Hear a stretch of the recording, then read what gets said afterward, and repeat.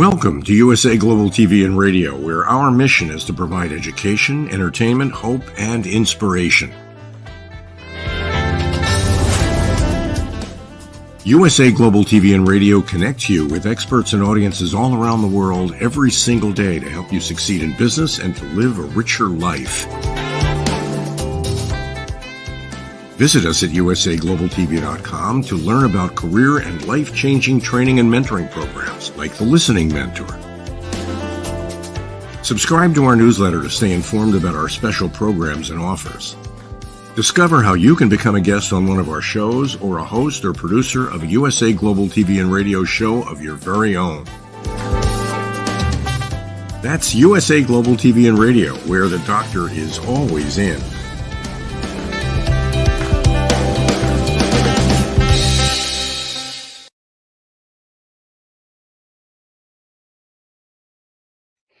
Hello, everyone. A very big welcome to you on this beautiful Friday or Saturday, depending on where you are in the world. This is USA Global TV and Radio.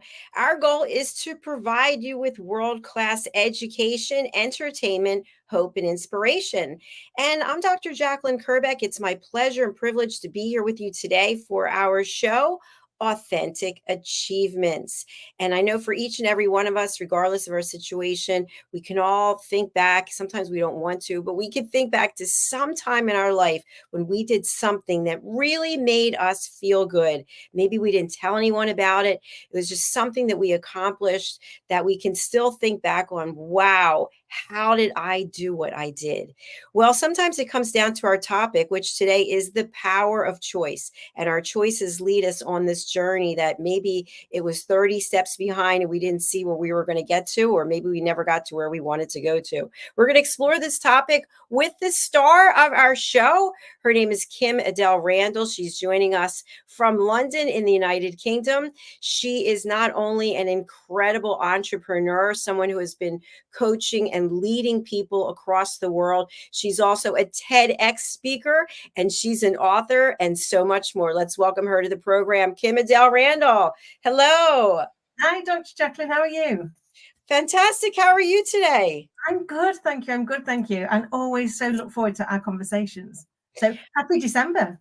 Thank you. It's right. It's December the 1st or December the 2nd, wherever you are in the world. And it's exciting because we're coming to the end of 2023, some good things, some not so good things, but an opportunity for us to put something out there in the world for 2024. So anything you want to share with us about some incredible achievement that you have accomplished personally or professionally in 2023? Yeah. So, oh my goodness, so many. I think once we start looking for the things that we're grateful for, we end up with so many more.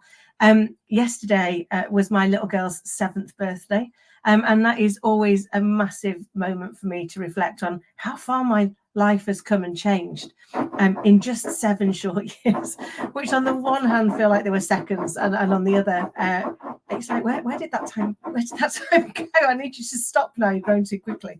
And it always reminds me of being grateful every day for every day and for the things that came in it, because we often are so busy chasing, aren't we? We're so busy chasing the next big thing, the next big dream, the next big opportunity or challenge that we want to overcome, obstacle we want to get past, that we forget to take a moment and take stock of how far we've come, of what we were able to achieve. And I think for me, end of November, beginning of December, it always gives me that pause to reflect and say, what have I done that I'm proud of, that I'm grateful for this year? And I've been very privileged to win a couple of awards or appear in a couple of publications as a visionary coach, which I'm super grateful for. But I've also been gifted the opportunity to work with some amazing people, to see them grow on their journey, to be mum to my incredible little girl and see her really starting to step into who she's going to be and start to think about kind of the ongoing positive impact she's going to have in the world. Bravo. I love that. Outstanding. And by the way, I saw some things on social media that you were posting, your team was posting, and I love the fact that you are getting more involved in social media. It's so important. You've got amazing packages that you have that you're offering to people. We'll get into that towards the end of the program. But again, it's all about choice. Some people don't want to go on social media.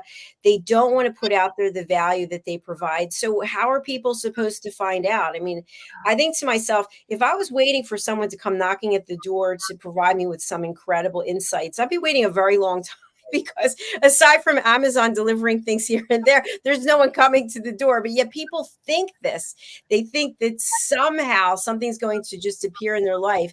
And there are times when that happens, but typically it comes down to the power of choice. Who it is we choose to have in our life, how we spend our time, how we spend our money.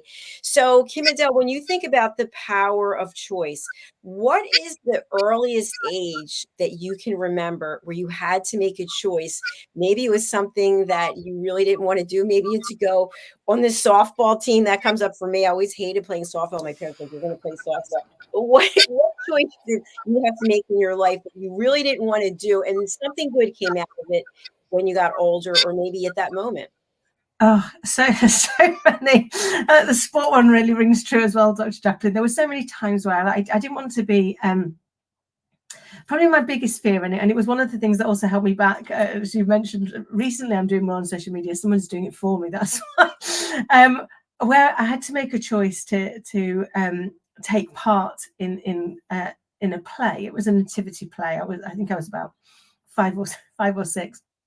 And I was really, really uncertain. I was really nervous. I never really liked to kind of stand out. I was definitely like, wallpaper rather than center stage was where I saw myself. And it probably at the time was a really bad moment for me because I'd finally won this part, and then another little girl started crying because she wanted the part, and my mum, who's the kindest woman you'll ever meet, said, "Oh, well, let her have it." And the bit I heard, which I don't think she said, but I believed she said this for years, was she'd probably be better anyway. And that became something that I used to inform my choices for a lot of years. And it wasn't a positive. It was a real negative. I had that whole, oh, maybe my mum doesn't believe that I can do this. And yet it wasn't true. I'd not gone back and checked with her. My adult recollection of what had happened to me as a child. And I think we forget that. And that's why for me, the power of choice is so important. We forget that we all can make a choice. And as I say to my little girl when she's made a bad one, the beauty of choice is the minute you make a bad one, you have the opportunity to immediately make a better one. And I think that's the piece we sometimes forget with this, isn't it? We make a choice and we think we've got to just stick with it. Well, if it's not working for us, if it's not bringing us joy, if it's not kind to us or to others, then we have the choice to change it. Excellent points as always. And, KIM-ADELE, when I'm wondering about what you just described, and again, thank you for the transparency as always, is that sometimes we make a decision in the heat of the moment. Sometimes we make a decision because we're emotionally triggered by something. And inside or somewhere inside our body or inside of our stomach, our intuition is saying, no, no, no, it doesn't seem like a good idea. But we go ahead with it anyway. Have you ever had this experience? More times than I'd care to admit, if I'm honest. And sometimes I wonder if it's my, I kind of convince myself that these are a good idea, and then go with it. And I think I have definitely fallen victim to not trusting my intuition, to ignoring that and going, no, it'll be fine. We'll just do it anyway, or it'll be okay. Those bits are crazy, and some of them have actually given me the biggest lessons in life in a positive way, even though at the time they might not have felt that positive at the time. I have learned through life's plot twists that it gives us, that actually everything does become either a lesson or a blessing or both. And when we don't feel blessed, if we look for the lesson, the blessing's usually hidden somewhere. And you've kind of got to go in. But I think for me, one of my biggest learns was to have the courage to admit to myself I made the wrong choice and make a different one.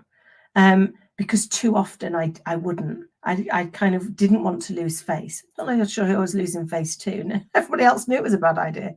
But I didn't want to lose face to people. So I'd cling on there and make out that it was a good idea, really. And I just hadn't given it enough time. I just hadn't given it enough effort. And now what I realize is sometimes I just have to be more honest with myself. Absolutely. Absolutely. That honesty is key, and also the intuition as well. And you and I have discussed on other episodes that we don't always listen to our intuition, even though we know we're making a choice that is not in our best health, best financially, best socially, emotionally, but yet we do it anyway. And something I just wanted to bring up that's completely unrelated, when we were putting this together for the topic for today, I didn't even think about it, but later today I am actually teaching this course called Setting Boundaries and Asking for Permission. And it really comes to the power of choice from the most basic thing, which is how you spend your time and who you give your time to and when. And so where I'm going with this, and then we'll move on to building it into something else, is the fact that you have a choice when your phone rings. You have a choice when someone comes to your door. You have a choice when someone comes behind you and is speaking to you and you're doing something else. And basically it comes to the power of choice is also setting boundaries.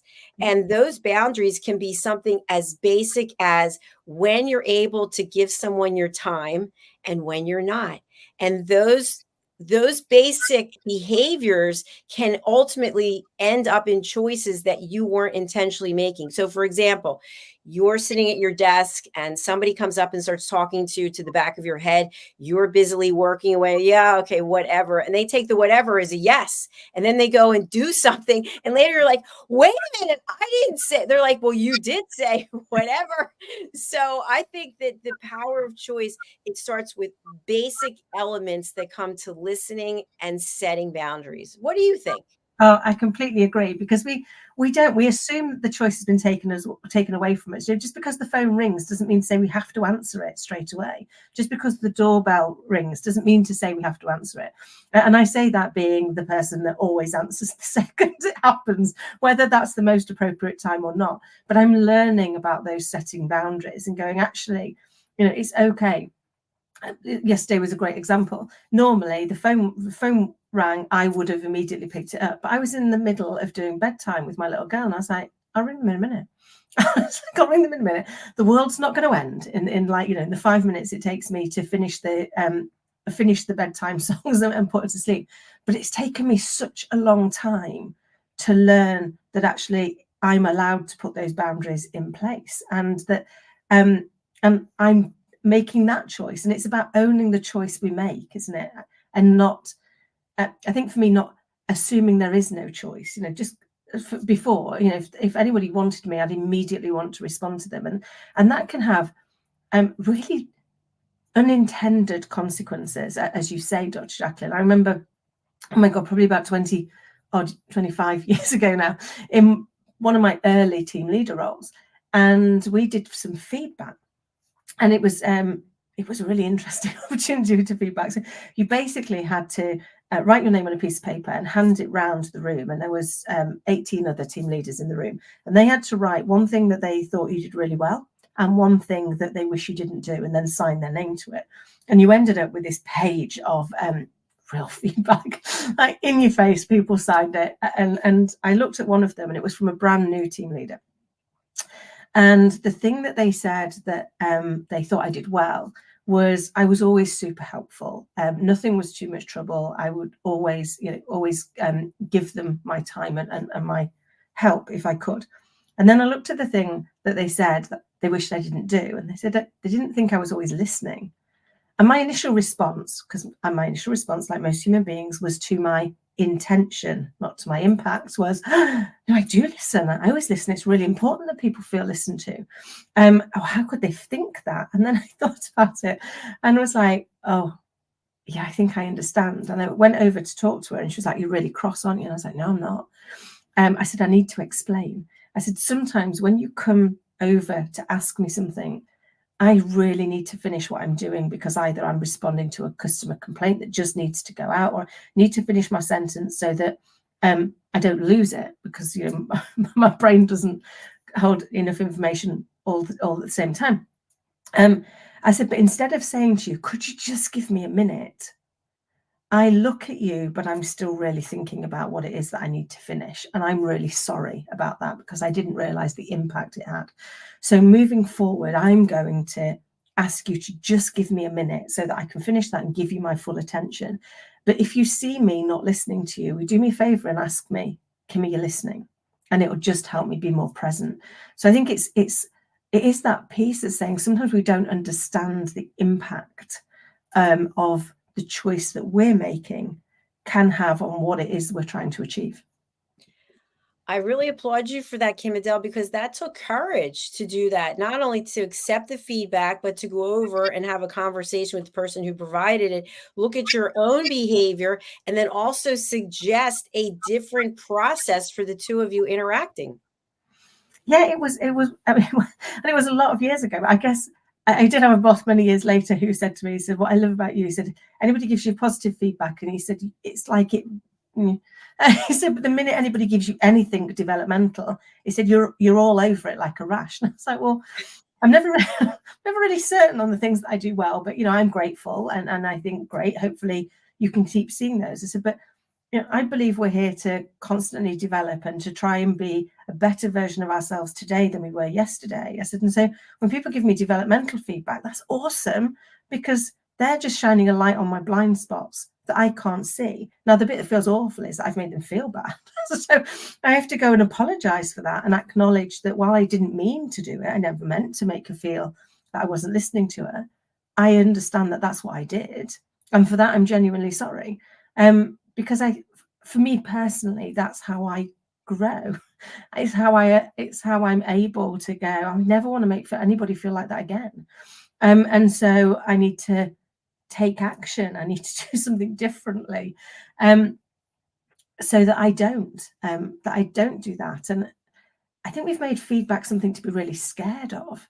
And I personally believe the reason that we're scared of feedback is because we worry that people think we were trying to get it wrong. People think that we were trying to do the wrong thing. And yet the reality is people give us feedback on our impact, not on our intention. But what we do is we defend what we were intending to have happen. And so we end up in cross wires where they're telling us what impact we had and we're telling them what we were trying to deliver. And instead, if we can find that commonality of language. So if I'm ever giving anybody feedback, I start by agreeing with them what I think they were intending to do. And because what that allows us to do is go, we're on the same page. You were trying to be a great team member. You were trying to do the right thing. You were trying to make that customer feel awesome. That's brilliant. That's exactly what I want you to do. So now all I need to talk to you about is, while that's what you're trying to do, and that's just what we want, here's how you're getting in your own way. Here's how what you're trying to do is being hindered by something that you're actually doing. And once you know that, you can get out of your own way and you can achieve what it is that you need to achieve. And it stops you having these conflicts where actually you're coming at it at cross purposes. KIM-ADELE, you touched on so many important points right there. I want to try to bring it back to the first, and then we'll move on. So you mentioned that in that scenario that you had with this coworker, that you didn't want to hurt the person's feelings. And I think that that is something that we all strive for. We don't want to intentionally hurt someone. So what we do is we drop what we're doing. Yes, I'm here. Okay, that's fine. Let's have a conversation about it. And meanwhile, we're thinking, I have 20 minutes left to do this. How am I going to get? Now, I know that's fantastic. I'm really freaking out. No, I'm listening. I'm here. But we're not really there. And so if we were to say, I can't have this conversation right now as much as I'd like, because I can't give you my full attention, Let's talk later. Because then when that happens, somebody gets offended and they start freaking out. I need to talk right now. You're never available, blah, blah, blah, blah, blah. And now it builds into a whole much bigger thing. Even at work, it's kind of like, well, I have this project to do and I can't do it if I don't have your help and you're not available. So now I'm going to be late and blah, blah, blah, blah, blah. And nothing gets accomplished. So right there, we have the opportunity to look at what are our choices. And I think when we look at the intention and the impact, that makes a big difference. So if that person came to you, you could say, I understand you're under a deadline and I'm here to help you. I'm just mentally not here with you right now. And for me to transition from this to that, it's going to take a little while. So I'm going to have to get back to you, let's say 30 minutes. And the person might not like it, but the truth is you don't have any more to give in that moment. It's true. And people, again, if we go back to the fact that I believe, at our base, we want to be listened to, understood, and respected. It's like if you, I used to deal with customer complaints many, many years ago.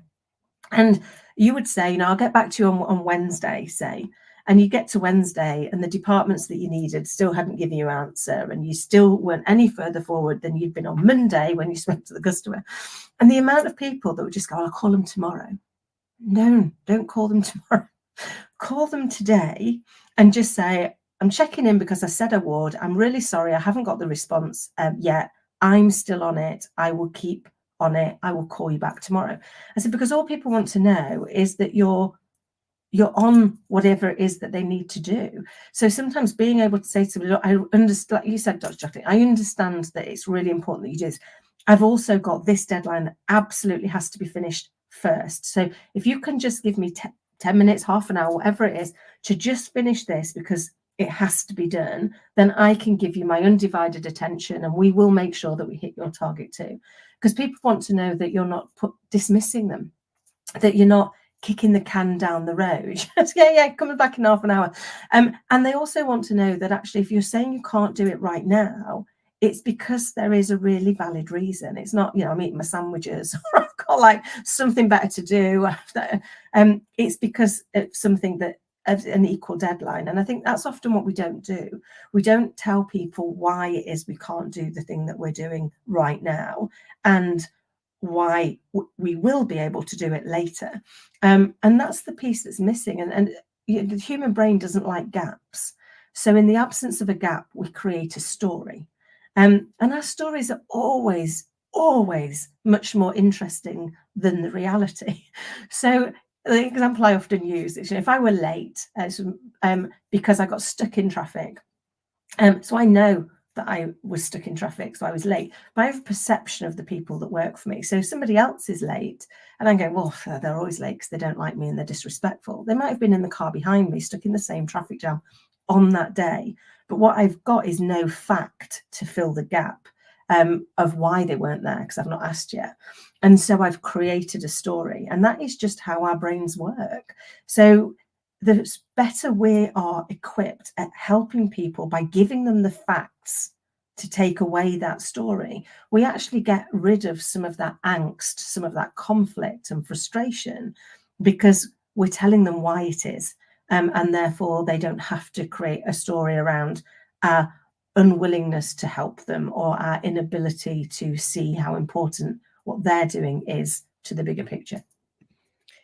Absolutely. I agree with you. And something I'd like to just throw out there for consideration in that example that you gave is when someone's late, for example, in traffic, and we don't know what the reason is. A couple of things pop to mind about the power of choice, especially when it comes to business. And it's funny because I don't want to say it's a trigger for me, but it did trigger something when you mentioned it. There are people on this platform who are always on time, and there are people who are consistently late. I mean, 15, 20 minutes late. The show's already started. I see them backstage and they're in the private chat. Hi, I'm here. And then I bring them on and they want to go through an entire thing about why they're late. No one cares. We already know that you're late. We see that you're late. So as a business owner, I've had to get to the bottom of, okay, why are you late on a consistent basis? And pretty much because they don't have time management skills. So then it comes to me, the power of choice, setting boundaries. Well, listen, Bob, if you want to be on this platform, you're going to have to start getting prepared a lot earlier than what you're doing. I don't know what amount of time that is, but you can't consistently be late because you're not delivering, you're not being effective, and you're drawing negative attention to yourself and to the show. And that's not an easy thing to do. So the reason I bring it up is because it's not always easy when it comes to the power of choice, because we have to set boundaries. If we don't set the boundaries, then what ends up happening is in that example, I'm harboring anger because it's affecting the platform and the productivity. And then this person is probably embarrassed, and then you have two people in negative energy spaces. And how can we come together in a more positive way to be productive? Great points, because I think this is the problem. And I think I've shared before with the audience one of my favorite books, which is Crucial Conversations. And it talks about the fact that in life, whether that's in business, whether it's in family, whether it's in the supermarket, it doesn't really matter where it is. There are moments in our life where a conversation becomes crucial. And what it means by that is one or both of you are coming at it with a feeling of emotion. And that emotion is fear. So fear of being made to look wrong, fear of being made to look stupid, fear of the impact it's having on an organization. Doesn't matter what the fear is. One or both of you are coming at it from fear. And while we're in there, we're lost here in the clash of emotion, and we're not able to really find a solution at pace to move through it. And what it talks about is kind of almost taking a quick 3-step process to it, which is, as the instigator of the conversation, sharing a little bit of vulnerability so that the person knows they're not under attack. It's like, I'm a little bit conflicted about having this conversation. However, I know we need to, because we can't continue like this because of the impact, that it's having on our relationship, on the channel, it doesn't matter, again, where it's going to. But then for me, the most important one is, but I'm 100% committed to finding a solution that works for both of us. And I only say it if I mean it. And I'm always 100% committed to finding a solution that works for both of us. And the reason I love that particular sentence is it allows both sides the freedom to say no to what comes next. So once you've gone, I'm 100% committed to finding a solution that works for both of us. On that basis, here's my initial suggestion.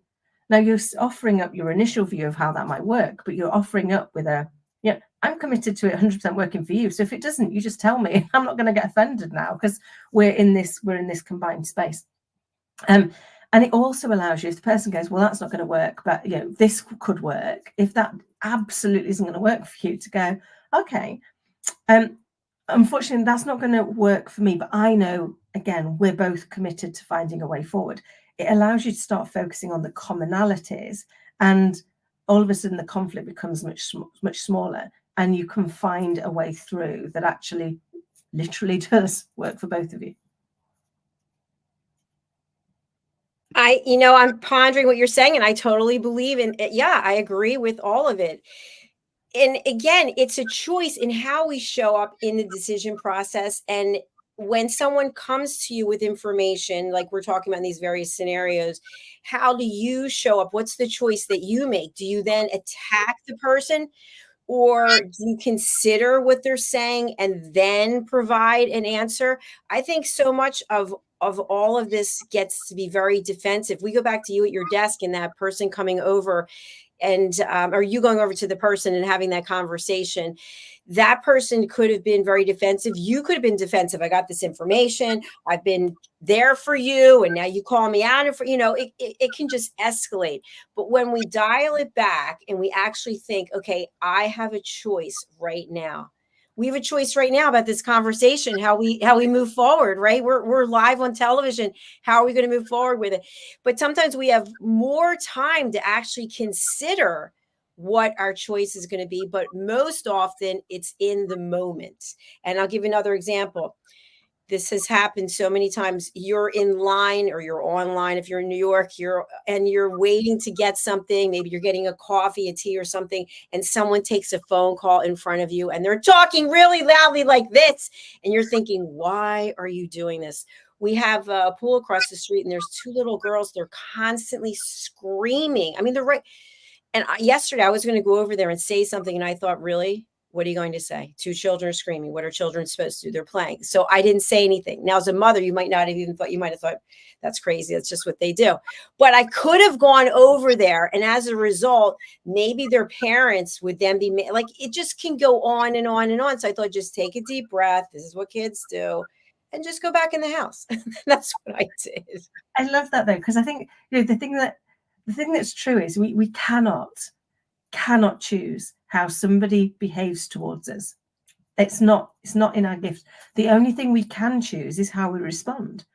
And once we recognize that, it's like, okay, I don't get to choose how they were with me, but I do get to choose how I respond. And actually, I was having a kind of LinkedIn conversation literally probably about half an hour before we came on here, which was about kindness and unkind people. And I said, Joe, for me, when somebody's unkind to me or unkind near me, I try really hard to think about, are they genuinely an unkind person, or is the burden that I can't see that they're carrying momentarily overwhelmed them? And therefore, maybe if I were to respond with kindness, I could ease their burden, I could ease their load, because that's about me taking control over my choice to respond to that behavior.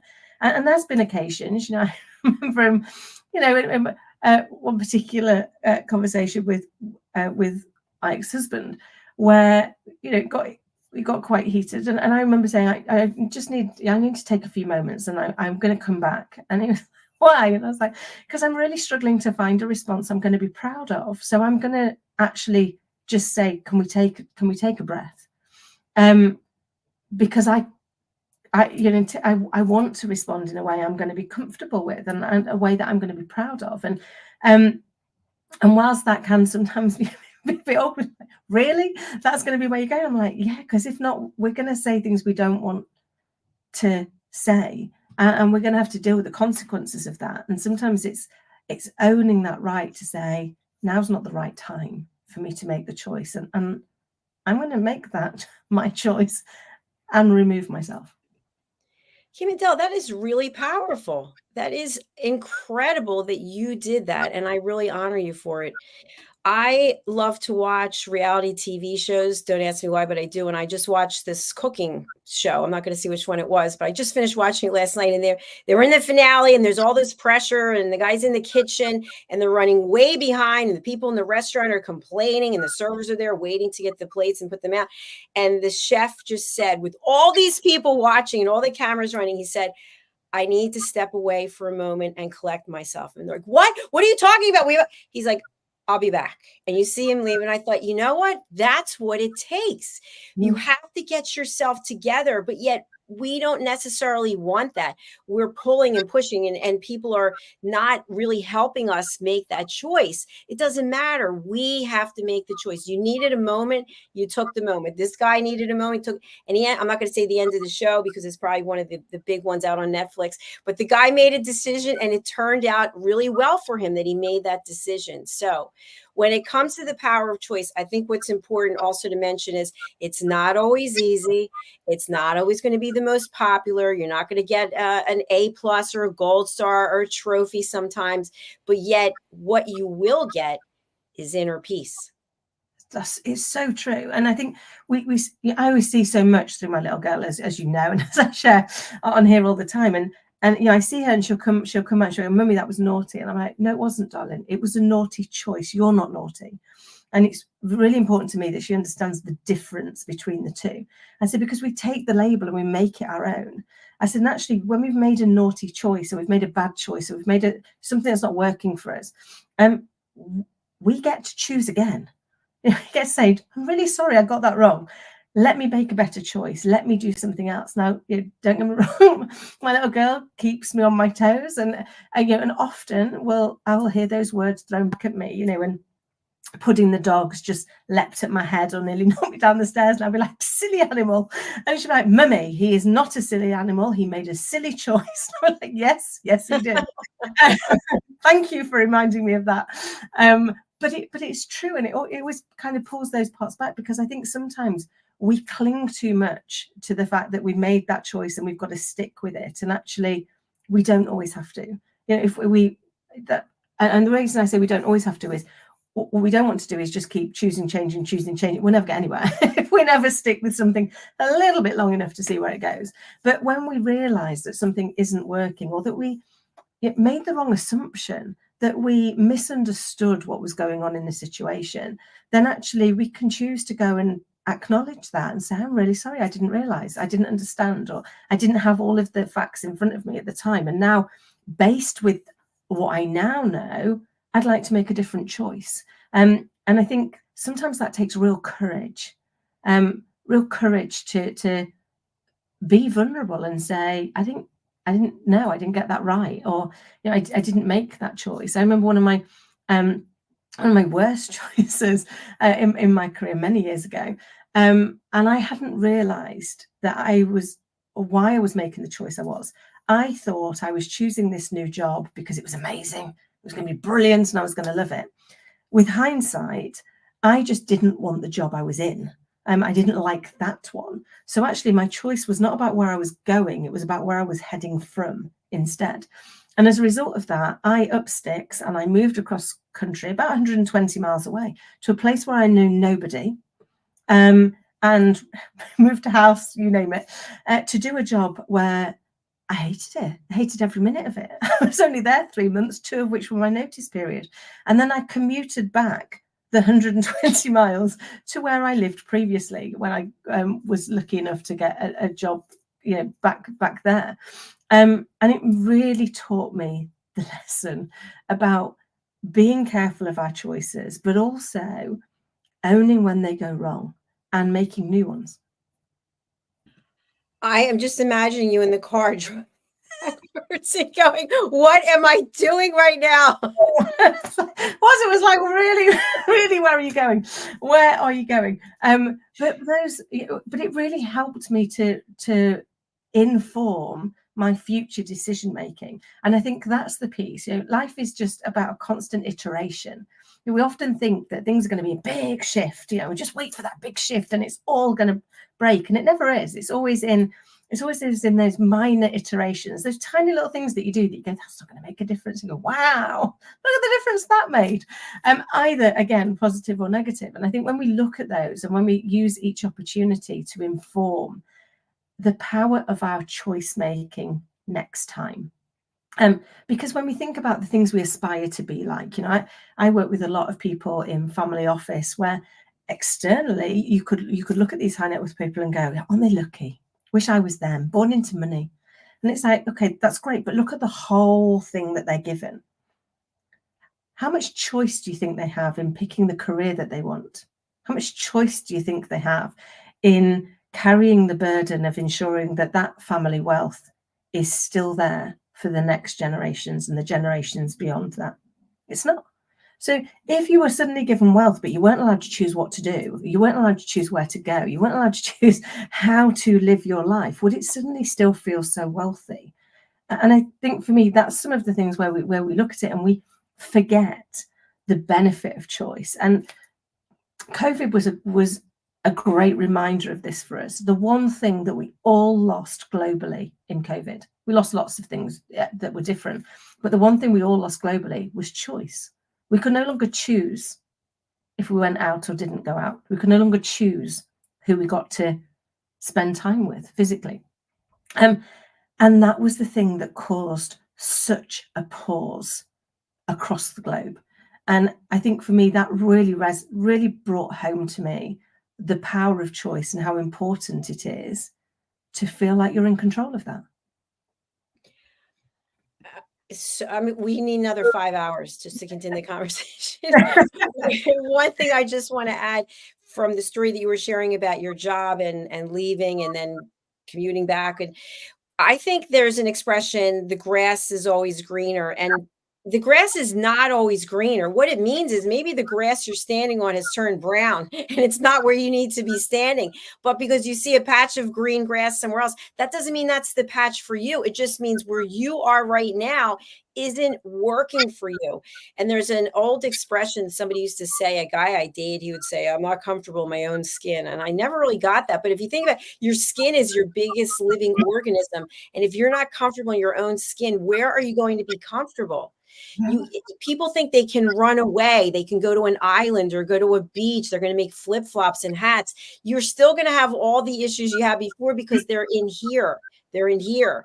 And that's what you have to deal with. It's so true. I mean, wherever you go, you go. And that for me was like a big reminder. It's like, I can't run away because I go with me. I have not worked out how to leave me behind yet because, you know, I'm a persistent little soul. Wherever one half of me goes, the other half follows. So you do have to, and don't get me wrong, I spent a lot of time trying to run away from myself. And then I realized what I had to do was take the choice to change the bits of myself I didn't like. And to make the choice to learn to love all of me, warts and all, because we are perfectly imperfect. And that doesn't mean to say I think I'm perfect. I know I'm not. I know I get so many things wrong. But what I do appreciate and love about myself is that I will always admit that I'm wrong and I will always take accountability. And that doesn't mean that I therefore blase through life and go, I forget it wrong, it'll be fine, I'll say sorry. I always try and not get it wrong. But the bit of me that chooses to have the courage to own it when I do is probably the part of me that has allowed me to be happy that wherever I go, I go. Woo! There we have it, folks. What a great way to bring it all together. KIM-ADELE, another fun episode with you. I absolutely love this. And I know we'll see you again January. I don't know if it's going to be January. It can't be the 1st because I'm the only person working, I think. People who have a real life with a family will not be here. So we'll see you the first Friday of January, correct? Yes, I'm looking forward to it. And I always love our chats. And I'm so very, very grateful to you, Dr. Jacalyn, for allowing me to be part of this amazing network and the impact that you and the rest of the colleagues here are having on others. So thank you so much. It seems I won't get to say it to you publicly again until the new year. Well, thank you, KIM-ADELE, and I certainly appreciate it. You've been here with me since, I think, the very beginning when we were wrapping with Dr. Jacalyn, and I just was telling someone January 15th will be 2 years that USA Global TV and Radio has been broadcasting, and tremendous amount of growth that we've had. It's just mind-blowing to me. So thank you for being part of it and trusting me and taking this journey. It's such a gift, and so are you. Bless you, and back at you. I think I just love that life grants us the opportunity to share stories, because I think stories are the things that unify us all, irrelevant of our age, our race, our gender, our culture. We teach and we learn through stories, and that's why I think platforms like this are so invaluable, because people get to share their story, and through that story, hopefully, we all get to learn. Absolutely. KIM-ADELE, I mentioned before that I saw you had some incredible packages and offerings for people out there. What can you share about the value you can bring to people and how they can connect with you and work with you? Of course. Oh, and thank you for letting me share. So we've got a number of ways that you can work with me. We've got a start off one, which is it's an intensive blueprint, which for those people that go, I don't even know how working with a coach is going to help me or my business. And that's really short. It's a 3-step piece where we take one major challenge that you've got in your organization and we annihilate it. We work together to move that out of the way. And then we've got a 12-week boot camp for people that are just wanting to delve in a bit deeper and help really transition through, or you can work with me one-to-one. And really, the work that I do is helping people to not only build the organization that is going to be scalable, sustainable, and saleable, but also build the life they want within it, where they're comfortable and proud of the choices that they're making professionally and personally to achieve the success that they want for themselves and their family. So if that's something that you're looking for, please do get in touch. I would be delighted to help you. And it fills my life with joy every time I see one of my clients go on to the success that they previously only dreamed of. Please do reach out to KIM-ADELE, and also hello to her audience watching on Facebook and LinkedIn. We really do appreciate you. And KIM-ADELE, I'll be in touch. Just wish you happy holidays and see how you're doing. And thank you again for being here.